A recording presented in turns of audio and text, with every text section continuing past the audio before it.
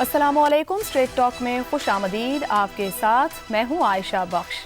Pakistani security forces ने 16 मार्च की शब काबुल में 2 और नंगरहार में 4 अहम मकामात पर मौसर हमले करके दहशतगर्दी के मराकज़ को निशाना बनाया है।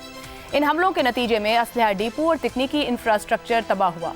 शदीद धमाकों ने इस अमर की तस्दीक की कि वहाँ गोला बारूद के बड़े ज़खायर मौजूद थे। ये कार्रवाइयाँ उस मुनज़्ज़म हिकमत अमली का हिस्सा हैं जिसका मकसद अफगानिस्तान की सरजमीन से पाकिस्तान के खिलाफ होने वाली दहशतगर्दी का खात्मा है। इसी तनाजुर में ऑपरेशन ग़ज़्ब-उल हक़ अब एक फैसला कुन और मौसर रुख इख्तियार कर चुका है। वज़ीर इत्तलात अता तारड़ के मुताबिक इस ऑपरेशन के दौरान कंधार में फितना खारिज और अफगान तालिबान के 684 दहशतगर्द हलाक हुए हैं, जबकि 252 अस्करी चौकियों को तबाह और 44 को कब्जे में लेकर ख़त्म किया गया है। मजीद 229 टैंक, बख्तरबंद गाड़ियाँ और तोपें भी तबाह की गई हैं। 27 मकामात को फ़ज़ाई कार्रवाइयों में निशाना बनाया गया है। ये आदादो शुमार इस बात का सबूत हैं कि पाकिस्तान दहशतगर्द नेटवर्क्स को कमज़ोर और तालिबान के अस्करी ढांचे को भी शदीद नुकसान पहुँचा रहा है। दूसरी जानिब चीन ने हालिया दिनों में पाकिस्तान और अफगान तालिबान के दरमियान सालसी की कोशिशों को फिर तेज़ किया है। चीनी वज़ीर ख़ारजा ने अफगान हम मनसब अमीर खान मुत्तकी से टेलीफोनिक रब्ता करके इस बात पर जोर दिया कि दोनों ममालिक मामलात को मुज़ाकरात के ज़रिए हल करें। चीन के अलावा ईरान, रूस, कतर, सऊदी अरब और तुर्की भी माजी में पाकिस्तान और अफगान तालिबान के दरमियान सालसी की कोशिशें करते रहे हैं। ताहम इन तमाम ही सिफारती कोशिशों में कोई खातिर खा पेशरफ्त नहीं हो सकी, जिसकी बुनियादी वजह अफगान तालिबान का हट धर्मी पर मबनी रवैया है।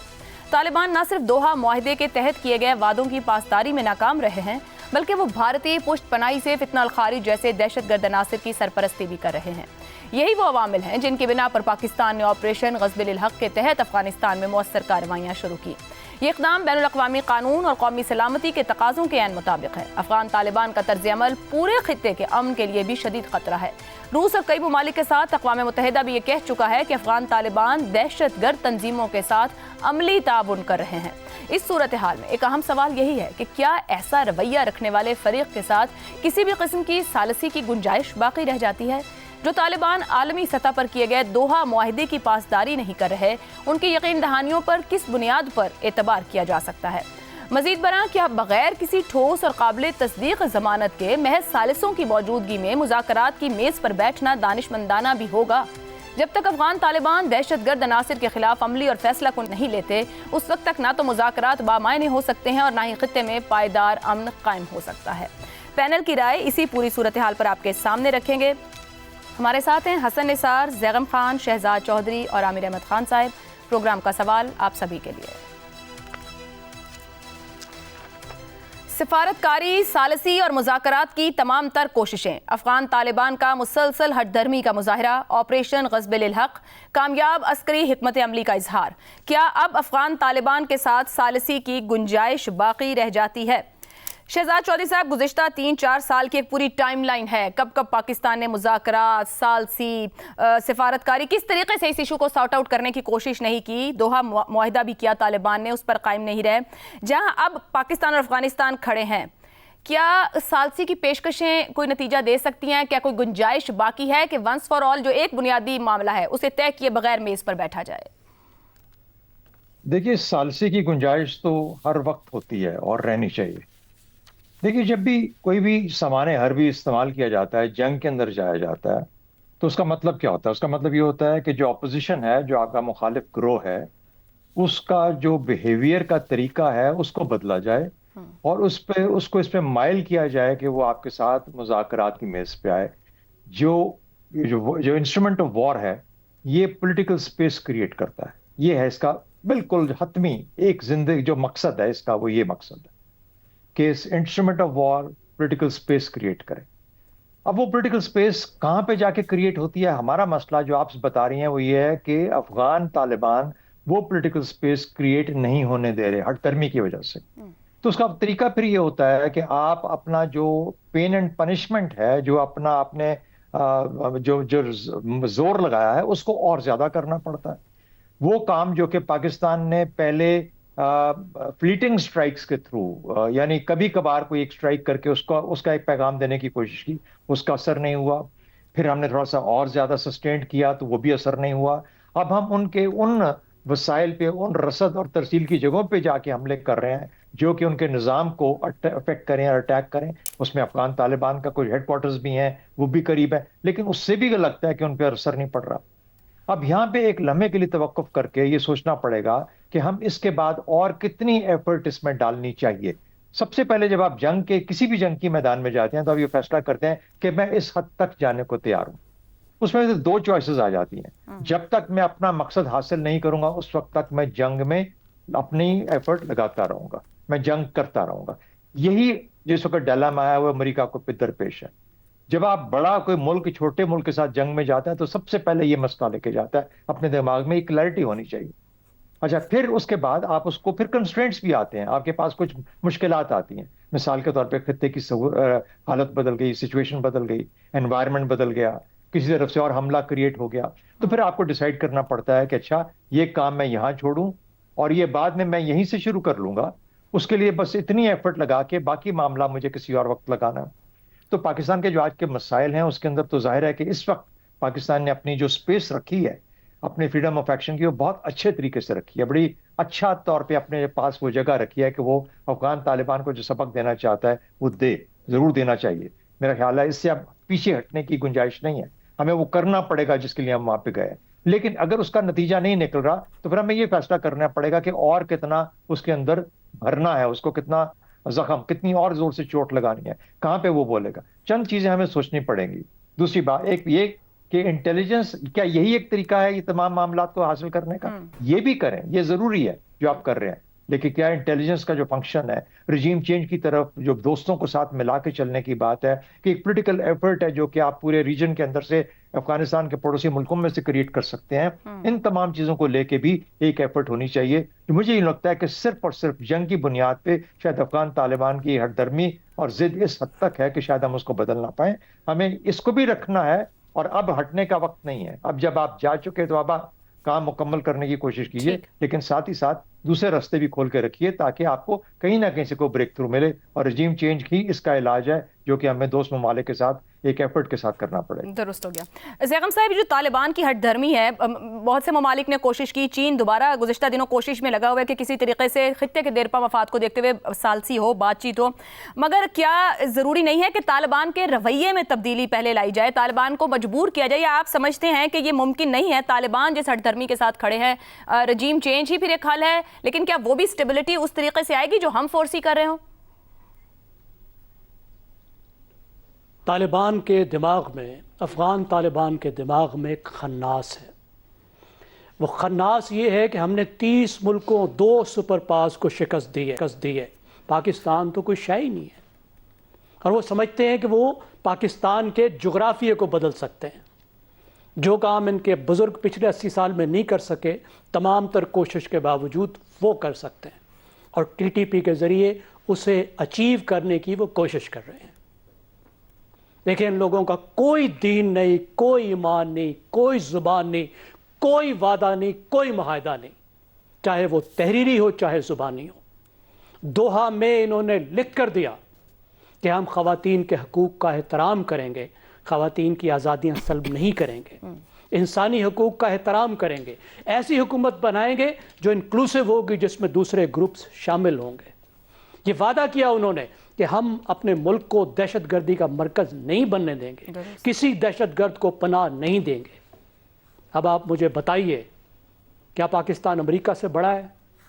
کیا پاکستان دوحہ سے بڑا معاہدہ کر سکتا ہے؟ اگر وہ امریکہ سے معاہدہ کر کے دوحہ کے پروسیس کے بعد اس تحریر شدہ اگریمنٹ کو اٹھا کر ایک طرف پھینک دیتے ہیں تو آپ کے ساتھ کسی معاہدے کی کیا اوقات ہے؟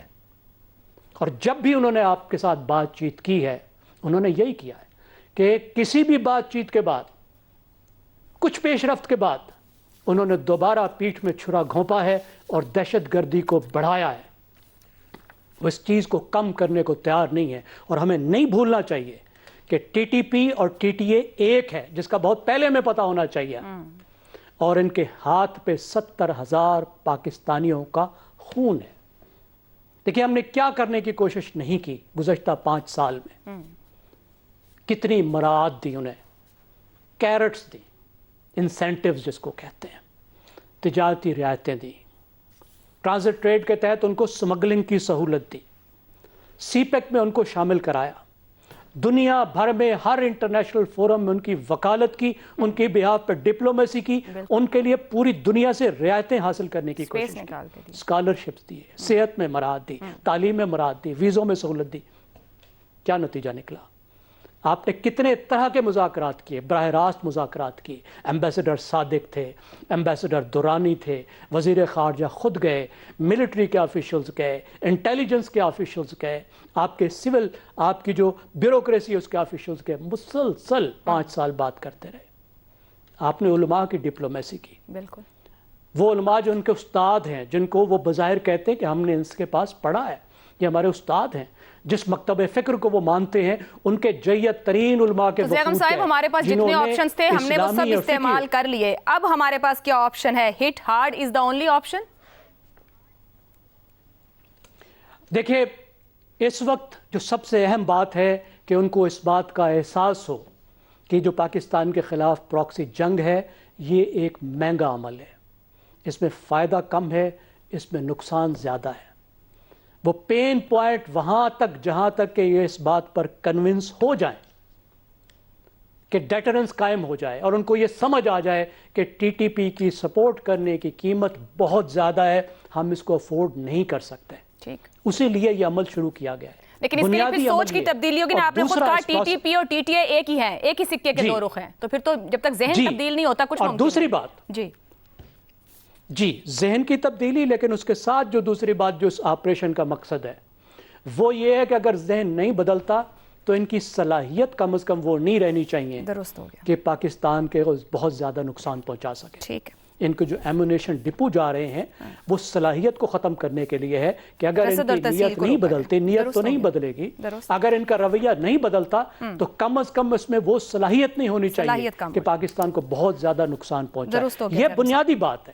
اس کے علاوہ معاہدے شواہدے سب کچھ کر سکتے ہیں، ہر فارمیٹ کر سکتے ہیں، لیکن ذہن میں رکھیے کہ اصل چیز جو ان کو منع کرے گی، روکے گی، وہ صرف اس بات کا خوف ہے کہ اس بات کی قیمت بہت زیادہ ہے. ٹھیک ہو گیا. حسن نثار صاحب، دوست ممالک پہلے بھی ثالثی کی کوششیں کرتے رہے، ایک بار پھر ثالثی کی پیشکش ہے، مگر دوحہ معاہدہ توڑنے کے بعد کیا طالبان کی جانب سے کسی بھی طرح کی یقین دہانی کے اوپر یقین کیا جا سکتا ہے، جبکہ وہ کسی عالمی یقین دہانی کو نہیں مان رہے جو وہ خود انہوں نے دی تھی؟ یہ پھر آپ نے ثالثی چھیڑ لی ہے. آپ کو سمجھایا بھی ہے شہزاد صاحب نے کہ ثالثی کیا ہوتی ہے اور اس کی گنجائش ہمیشہ ہوتی ہے. اچھا، دوسری بات یہ ہے کہ ان کا اسلام، میں چونکہ مسلم ورلڈ ضرورت سے زیادہ پھرا ہوا آدمی ہوں. بچپن میں ہم اسکاؤٹنگ میں جایا کرتے تھے افغانستان، کبھی مری، کبھی ایبٹ آباد، یہ وہ اس زمانے میں اسکاؤٹنگ کا بڑا رواج تھا، اچھے اسکولز میں نا وہ ہوتے تھے. خیر، یہ ایک چھوٹی سی بات آپ کو بتا رہا ہوں. دے آر جینولی کنونسڈ، ان کا دین اور ہے، دے آر جینولی کنونسڈ کہ اسمگلنگ این اسلام ہے. کیوں؟ ان کی جسٹیفیکیشن بڑی اہم کہنا ہے کہ دیکھو تجارت ہے اور تجارت تو ہمارے حضور بھی کرتے. خیر، اچھا، افغان لیڈرز کا بات کرتے ہوئے آپ نے دوحہ کا ذکر کیا ہے، تو دیار مقدس والا جو عہد تھا وہ بھول گئے ہو؟ وہ تو اس سے بھی زیادہ ضروری اس طرح بنتا ہے کہ کہاں کیا گیا. اچھا، ہمارے آج تک یہ ٹریڈیشن ہے کہ نیائے دے بھئی فلانا کر، مسجد جا کے قسم کھا لا تو سیمال نہ گئے، تو وہ دیار مقدس ہے. اچھا، لیکن وقتی طور پہ بھی اگر یہ کمپرومائزنگ منافقت والی کی پوزیشن میں آئیں تو گلوبل کنڈیشنز کو مد نظر رکھتے ہوئے ہاتھ ذرا نرم کیا جا سکتا ہے، اور شاید اس صورتحال میں چین کوئی بہت ہی پازیٹیو رول ادا کر سکے. بس ٹھیک ہو گیا. عامر صاحب، افغان طالبان جان بوجھ کر مذاکراتی عمل یا کیے گئے وعدوں کو سبوتاژ کرتے ہیں، بھارتی سرپرستی کا اعتماد ہے، یا احمقوں کی جنت میں رہ رہے ہیں؟ ایکچولی میں اسٹریٹجی ان کی ہے کیا؟ ان کو اسٹیبلٹی درکار ہی نہیں ہے. ان کی کنوکشن کو سمجھنا پڑے گا عائشہ اس سوال کا جواب دینے کے لیے. اور میں سمجھتا ہوں کہ ان کی کنوکشن کو سمجھنا کوئی بہت زیادہ مشکل نہیں ہے. حسن نثار صاحب نے ایک ایگزامپل دیا نا کہ وہ جنرلی سمجھتے ہیں کہ اسمگلنگ جو ہے وہ بالکل ایک جائز چیز ہے. अब आप 30 साल पहले चले जाए, 1996 में पहली दफा उनकी हुकूमत बनी काबुल में, 30 बरस हो गए हैं। उसमें आप मुझे ये बताइए कि चाहे किस्सा बामियान के मुजस्समों का हो, खुदा के मुजस्समों का हो बामियान के अंदर, जिसमें जापान पीट के मर गया के बाबा, ना इनको खराब करो, हम अपने खर्चे पे इनको अपने पास ले जाते हैं, आपको भी कुछ दे देंगे इसका, ये मुजस्समे तोड़ के आपको क्या मिलेगा? क्या वो माने? हम बात सिफारती क्वेश्चन भी कर रहे हैं ना, क्या उन्होंने मान लिया? नहीं, उन्होंने बारूद से उड़ा दिया। ओसामा बिन लादेन के ऊपर पाकिस्तान की इंटेलिजेंस ने मुमकिन बनाया सऊदी इंटेलिजेंस की मुलाकात मुल्ला उमर के साथ, जिसमें उनको समझाया गया कि एक शख्स जो कि अब बैन अल-अक़वामी दहशतगर्द करार दिया जा चुका है, उसके सर से आप हाथ हटा ले, वरना आपका मुल्क बर्बाद हो जाएगा। क्या वो माने? नहीं माने। अब इस हुकूमत के ऊपर आ जाए, उसी सोच का तसलसल आपको इसके अंदर वो मिलता है।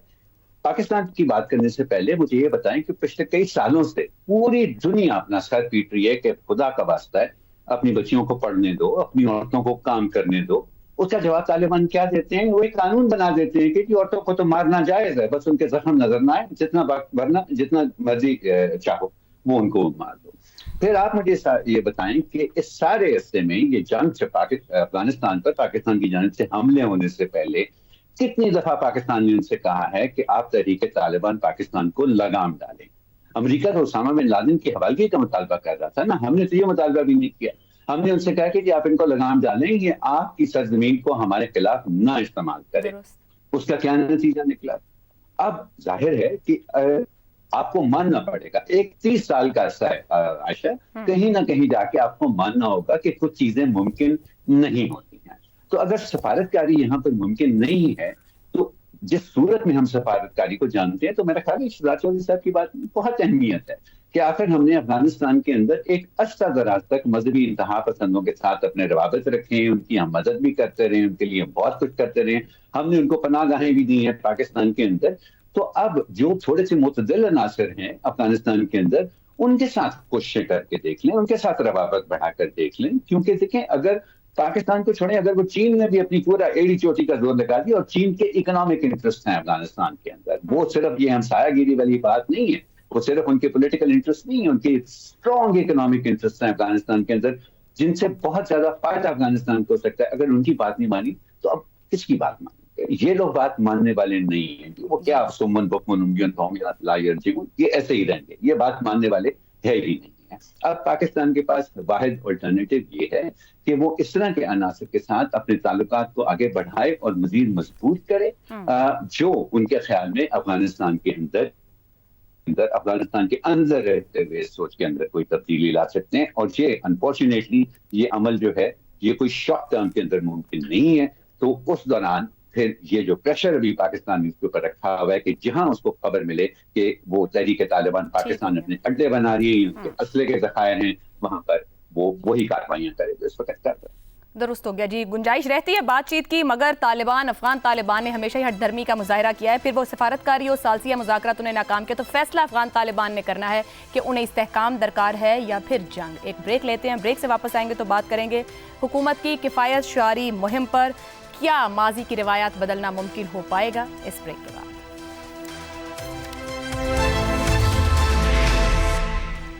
मौजूदा गैर मामूली हालात में जब हुकूमत किफ़ायत शारी को एक कौमी पॉलिसी के तौर पर पेश कर रही है, तो इसके साथ सामने आने वाले बाज़ इक़दामात और हक़ाइक़ अहम सवालात को जन्म दे रहे हैं। चंद रोज़ कबल वफाक और सूबाई हुकूमतों की जानिब से सरकारी अखराजात में कमी के लिए मुतअद्दिद इक़दामात का ऐलान करते हुए कहा गया था कि मुश्किल हालात में रियासत खुद भी सादगी इख्तियार कर रही है ताकि अवाम पर बोझ कम किया जा सके। वज़ीर आज़म शहबाज शरीफ ने किफ़ायत शारी इक़दामात पर अमल दरामद के लिए इंटेलिजेंस ब्यूरो को थर्ड पार्टी ऑडिट और इम्पैक्ट असेसमेंट के अहकामात जारी कर दिए हैं। IB वज़ीर आज़म को हफ्तावार रिपोर्ट पेश करेगी। माजी के बरक्स इस बार ये टास्क IB को सौंपना किफ़ायत शारी मुहिम को मज़ीद संजीदा बनाने की कोशिश के तौर पर क्या देखा जा सकता है? मगर इसके बावजूद चेयरमैन सेनेट के लिए करीबन 9 करोड़ रुपए मालियत की गाड़ी खरीदी गई। अगरचे चेयरमैन सेनेट के मुताबिक ये गाड़ी गुज़िश्ता साल ऑर्डर की गई थी, मगर मौजूदा हालात में इसकी वसूली और इस्तेमाल का वक्त खुद सवालिया निशान बन गया है।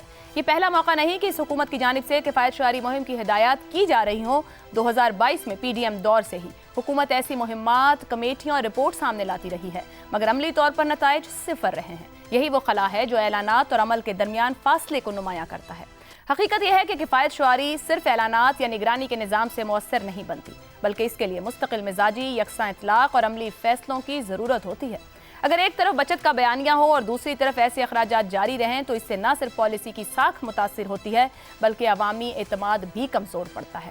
دہائیوں سے قائم طرز حکمرانی، اضافی اخراجات اور بیوروکریٹک روایات کو بدلنا بھی ایک بڑا چیلنج ہے۔ سوال یہ ہے کہ کیا یہ عادات اتنی آسانی سے تبدیل ہو سکیں گی؟ اسی پر پینل کے لیے سوال۔ حکومت کی کفایت شعاری مہم، ماضی کی ناکام مثالیں، وزیر اعظم نے ٹاسک آئی بی کو سونپ دیا۔ کیا دہائیوں سے قائم شاہانہ طرز حکمرانی اور بیوروکریٹک روایات کو بدلنا ممکن ہوگا؟ زیغم صاحب۔ چاچو از اے جینیس۔ آپ دیکھیں اس کام کے لیے شرلاک ہومز کی ضرورت تھی، اور پاکستان کے جو شرلاک ہومز ہیں وہ تو آئی بی والے ہیں نا۔ آج مجھے پتہ چل رہا ہے کہ آئی بی والے جو ہیں وہ تھرڈ پارٹی آڈیٹنگ بھی کر سکتے ہیں اور امپیکٹ اسیسمنٹ بھی کر سکتے ہیں۔ کیا کمال ہے! یا تو آئی بی نہیں ہوگی یا تھرڈ پارٹی اسیسمنٹ نہیں ہوگی۔ دیکھیں تو بالکل الگ طرح کے سکل سیٹس ہیں۔ آئی بی کس کام کے لیے بنی ہے، وہ کیا کام کرتی ہے، بہت کام وہ بہت اچھا بھی کرتی ہے، لیکن نہ اس کام کے لیے بنی ہے نہ ہی اس کا سکل سیٹ ہے۔ یہ تو اس نے کبھی کام کیا ہی نہیں ہے۔ تو اس کا مطلب ہے پوری کی پوری حکومت، پوری کی پوری بیوروکریسی اس کام جوگی نہیں ہے جس کام کے لیے وہ بھرتی کیا گیا ہے، جس کام کی ان کو ٹریننگ دی گئی ہے، جس کام کے ان کو پیسے ملتے ہیں۔ دیکھیں اب سوال ہی جب آپ غلط پوچھیں گے تو جواب سیدھا کہاں سے ملے گا؟ کیا حکومت پاکستان نے کبھی یہ پوچھا ہے، کبھی یہ کوشش کی ہے یہ دیکھنے کی کہ اس کی ریٹرن آن انویسٹمنٹ کیا ہے؟ دیکھیں بچت تو کوئی چیز نہیں ہوتی۔ اگر مجھے یہ پتہ ہی نہیں ہے کہ میرا کوٹ کتنے کا ہے تو شاید 1 لاکھ روپے میں بھی مجھے سستا لگے گا، اور قیمت اگر مجھے معلوم ہوگی تو شاید 3000 میں بھی مجھے مہنگا لگے گا۔ جب تک آپ کو یہ معلوم ہی نہ ہو کہ آپ جو خرچ کر رہے ہیں اس سے کیا آپ کو واپس مل رہا ہے، آپ کی ریٹرن آن انویسٹمنٹ کیا ہے، صحت پر آپ کتنا خرچ کر رہے ہیں تو کتنی تعلیم اس کے نتیجے میں مل رہی ہے، صحت پر کتنا خرچ کر رہے ہیں تو اس کے نتیجے میں کتنے لوگ صحت مند ہو رہے ہیں، تعلیم پر کتنا خرچ کر رہے ہیں تو اس کے نتیجے میں کتنے بچے خواندہ ہو رہے ہیں۔ اور ان سوالوں کے لیے کیا آپ کے پاس جتنا ڈیٹا چاہیے وہ موجود ہے؟ ڈیٹا سے ہی آپ کو معلوم ہوگا نا کہ آپ کتنا خرچ کر رہے ہیں اور کیا حاصل کر رہے ہیں۔ کیا آپ نے نظام کو اس قابل ابھی تک نہیں بنایا کہ وہ خود آڈٹ کر سکے، وہ خود ریٹرن آن انویسٹمنٹ کو کیلکولیٹ کر سکے، نظام میں ٹرانسپیرنسی ہو تاکہ کوئی چوری کرنے کی جس کی جرت نہ ہو؟ صرف آخری بات آپ مجھے یہ بتائیے، خالی اسٹیٹ اون انٹرپرائزز 1000 ارب روپیہ ہر سال برباد کرتے ہیں۔ اس کو ریفارم کرنے کے لیے کیا کیا ہے؟ اس کے ریفارم میں ہی اتنی بچت ہو جائے گی کہ آپ کو یہ سب آنیاں جانیاں نہیں کرنی پڑیں گی۔ وہ پتہ نہیں کسی اور وقت کے لیے سنبھال رکھا ہوگا۔ حسن نثار صاحب، پنجاب میں لگژری جہاز، سینٹ میں لگژری گاڑی، سیاستدان ہی کفایت شعاری نہ کریں گے تو پھر یہ بیوروکریٹک اور افسر شاہی کلچر، یہ پروٹوکولز کیا تبدیل ہو پائیں گے؟ اچھا، بات ہونے پہلے تو میں اپنے 2 دوستوں کا شکریہ ادا کرنا چاہ رہا ہوں۔ عامر صاحب کا بہت بہت شکریہ، انہوں نے بامیان کا حوالہ دے کر میرے زخم تازہ کر دیے۔ یہ بنی نوع انسان کا اجتماعی اثاثہ تھا اور مجھے اتنا دکھ ہوا، انہوں نے قصہ چھیڑ دیا۔ حضرت عمر بن خطاب نے، یہ پتہ نہیں کون لوگ ہیں، ان کا مذہب کیا ہے، حضرت عمر بن خطاب نے مصر کے اہرام گرائے نہیں، ان کو اپریشیٹ کیا۔ اس کی تعمیر کا جو انداز تھا اور یہ اور وہ اور جو کمال تھا اس کو اپریشیٹ کیا، اور ان کا حال دیکھو آپ۔ اچھا، زیغم صاحب نے تو شرلاک ہومز کا حوالہ دے کے ٹنٹا ہی مکا دیا۔ اب یہ امبل صاحب بندہ تھوڑا آپ کا دونوں دوستوں کو خراج تحسین پیش کرنے کے بعد یہ جو سوال ہے آپ کا، یہ ناممکن بھی ہوگا اور مضحکہ خیز بھی۔ یہ مصنوعی جعلی سطحی کوششیں بیہودہ اور تھرڈ ریٹ کامیڈی سے بڑھ کے نتھین ہیں۔ ایسی ایسی آ رہی ہے لوگوں کا، مجھے ہنسی آتی ہے ان کی شکلوں پہ۔ اور یاد رکھنا آخری بات کہ جس کے منہ کو انسانی خون لگ جائے، اوپر سے وہ شیر بھی ہو، اس آدم خور کے لیے جم کابٹ اور کینتھ ہینڈرسن جیسے شکاریوں کی ضرورت ہوتی ہے۔ سب ربش، ہمبگ، فضول، اسی چکر میں بھی کھائیں گے۔ آگے چلیں، بس ایک بریک لے لیتے ہیں، بریک سے واپس آئیں گے تو عامر صاحب کی رائے آپ کے سامنے رکھیں گے۔ پروگرام کے آخری حصے میں ایک بار پھر خوش آمدید۔ عامر صاحب، چیئرمین سینٹ کے مطابق یہ 9 کروڑ سے زائد کی جو گاڑی ہے یہ گزشتہ سال آرڈر کی گئی تھی، چلیں اگر کر بھی لی گئی تھی تو ان حالات میں جب آسٹیرٹی سب کو سمجھائی جا رہی ہے، کیا اس کو وصول اور استعمال کرنے کی طرف یا اس طرح پبلک اس چیز کا ہونا یہ ضروری تھا؟ اچھا، یہ پچھلے سال اگر چلے مان لیں نا پچھلے سال یہ آرڈر کی گئی تھی تو پچھلے سال بہت اچھے حالات تھے پاکستان کے۔ پاکستان دنیا کے امیر ترین ملکوں میں ان کا شمار ہوتا تھا کہ پچھلے سال اگر آرڈر ہوئی ہے تو وہ جائز تھی۔ ہاں، اس سال حالات اتنے خراب ہو گئے کہ نہیں، ایسی گاڑی نہیں آنی چاہیے تھی۔ یہ بالکل بے معنی اور لاجانی باتیں ہیں، اتنی ہی بے معنی اور لاجانی اشر جتنا یہ آئی بی کے حوالے، یہ کفایت شادی کی مہم جو ہے نا وہ آئی بی کے حوالے کرنا ہے۔ ٹھیک ہے، مجھے یہ بتائیں کہ آپ اپنے آپ کو پولیٹیکل گورنمنٹ کیوں کہتے ہیں؟ اس کا مطلب ہے اس کی وجہ ہوگی نا کوئی، کہ آپ کی ایک سیاسی جماعت ہے جو کہ ایک الیکشن لڑ کے حکومت بناتی ہے۔ اس کا مطلب ہے کہ آپ کا اور عوام کے اندر ایک رشتہ ہے کہ جب بھی آپ انتخابات میں جاتے ہیں عوام آپ کو چنتی ہے، دوسری جماعتوں کو نہیں چنتی ہے۔ اسی بنیاد کے اوپر آپ پولیٹیکل گورنمنٹ ہے نا۔ تو پھر یہ آئی بی کی جگہ یہ کام آپ نے اپنی پولیٹیکل پارٹی کے حوالے کیوں نہیں کیا، اپنے ورکرز کے حوالے کیوں نہیں کیا کہ جاؤ معاشرے کے اندر آگاہی پھیلاؤ کہ پاکستان حالت جنگ میں ہے، بہت مشکل حالات ہیں اور ہمیں ہر جگہ پر اگر ہم ایک بوند پیٹرول بچا سکتے ہیں تو ہمیں بچانا چاہیے۔ اگر ہم ایک ایسی چیز جو امپورٹڈ ہو اور اس کے بغیر ہمارا گزارا ہوتا ہو یا نہ بھی ہوتا ہو، مشکل سے ہم اس کے بغیر گزارا کریں تو ہمیں وہ مشکل اٹھا لینی چاہیے، لیکن اس وقت ہمیں وہ چیزیں نہیں خریدنا چاہیے۔ یہ پولیٹیکل اویئرنیس کی تو پولیٹیکل پارٹیز کا کام ہوتا ہے، ورنہ ہمیں کیوں اتنی خواہش ہوتی ہے پولیٹیکل حکومت کی؟ ورنہ ٹھیک ہے، فوج ہے، وہ پیچھے بیٹھ کے بھی فیصلے کر رہی ہے، وہ سامنے آ کے سارے کا سارا نظام سنبھالے، کلیئر ہو سارا معاملہ کہ کون کیا کر رہا ہے اور کون کیا نہیں کر رہا۔ ہمیں اس جھمیلے میں پڑنے کی ضرورت کیا ہے؟ یہ پرابلم ساری کی ساری یہ ہے شاید کوئی ایسی چیز نہیں ہے جو کہ کوئی ایسی صورتحال نہیں ہے جو کہ پاکستان جس کا مقابلہ نہیں کر سکتا یا پاکستانی جس کا مقابلہ نہیں کر سکتے ہیں۔ پرابلم سارا یہ ہے کہ وہ جو سوشل کانٹریکٹ جو سٹیزنز اور اسٹیٹ کے بیچ کے اندر ہوتا ہے وہ اس بری طرح سے ٹوٹ چکا ہوا ہے کہ اس کی غیر موجودگی میں یہی ہوگا۔ آج آئی بی کے حوالے کیا ہے، کل جو ہے وہ کسی اور ایجنسی کے حوالے کر دیں گے، بس بھی بات نہ ہوئی تو پھر شاید کسی بیرونی ایجنسی کو کہیں کہ جی آپ کر لیں، یہ ہمارے بس کی بات تو نہیں لگتی۔ درست ہو گیا۔ میرا خیال ہے غالباً آئے میں اپنے کچھ ایسے سجیشنز بھی ایک وقت دیے تھے جس کو بائی نہیں کیا گیا۔ شہزاد صاحب، 2022 سے مستقل ہم اس طرح کی باتیں، کفایت شعاری مہم، کمیٹیاں، رپورٹس سبھی تنقید کر رہے ہیں آئی بی کو ٹاسک کیوں دیا؟ آپ بتائیے آئی بی کو یہ ٹاسک کیوں دیا ہے اور کیا مؤثر ہوگا؟ اچھا، پہلا تو یہ کہ آئی بی کو ہیڈ کون کرتا ہے؟ وہ کوئی یہ عام یونین کونسل کے لوگ کرتے ہیں، چیئرمین کو، اس کے ممبران، یا کوئی اس کو بھی بیوروکریٹس ہی ہیڈ کرتے ہیں؟ تو بیمار ہوئے جس کے سبب اسی کو ذمہ داری دے دی، بیوروکریٹس کا ہی سوال ہے نا، حکومتوں کا سوال ہے۔ بیوروکریٹس ہی حکومتیں بناتے اور چلاتے ہیں، تو ان سے نہیں کسی کہنا کہ ذرا یہ بچت کا دھیان کرو۔ اچھا دیکھیے، جو نظام استثناء اور استحقاق پہ بنا ہو، استثناء اور استحقاق پہ جو نظام بنا ہو، وہ کس طریقے سے اپنے آپ کو کسی چیز سے رکھ سکتا ہے کسی قانون کے اندر؟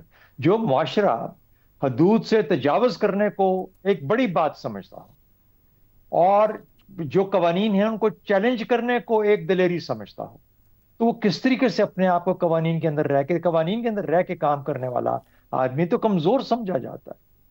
حدود سے جو حدود کے اندر رہ کے چلے گا تو وہ تو کوئی آدمی نہیں ہے نا۔ تجاوز کرنا ہمارے معاشرے کی ساخت ایسی ہے، ہم اس قسم کا کراؤڈ بن چکے ہیں، ہم بڑے بولے ہیں، ہم بڑا کام کرنا جانتے ہیں، اپنی حدود سے بڑھ کے کام کرتے ہیں، ہماری شادیاں، ہماری غمیاں، ہر چیز اس کا آپ کو سامنے ایک نظارہ پیش کرتی ہیں کہ ہم اپنی حدود سے کیسے باہر جاتے ہیں، اور پھر اس کے اوپر ہم فخر کرتے ہیں، اس کا ذکر کیا جاتا ہے جگہوں کے اوپر۔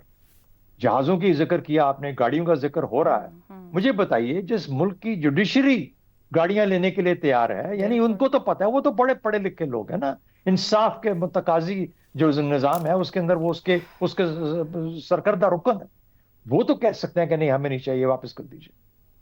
سب خاموش ہیں کیونکہ یہ نظام بنا ہوا ہے استحقاق پہ، استثناء پہ، اور اس چیز پہ کہ یہ جو قانون ہے انٹائٹلمنٹ پہ، یہ قانون مجھ پہ لاگو نہیں ہوتا، یہ باقی سب پہ لاگو ہوتا ہے۔ تو جو معاشرہ اور جو نظام ان چیزوں میں بنا ہو وہاں پہ یہ چیزیں کوئی معنی نہیں رکھتی۔ تو میرا خیال ہے کہ ہم اپنی اسی نیچرل فطری رستے پہ چل رہے ہیں جس کی جو ہماری ساخت کے اندر اب بن چکا ہوا ہے، گند چکا ہوا ہے۔ درست ہو گیا۔ کیا دہائیوں کے نظام کو بدلنا ممکن ہوگا؟ تو گفتگو کا لبے لباب یہ ہے کہ جو نظام استثناء اور استحقاق کی بنیاد پر بنا ہے وہ جواب دہ کیسے ہوگا؟ یقیناً نہیں۔ آج کے پروگرام سے اتنا ہی، اجازت دیجیے، اللہ حافظ۔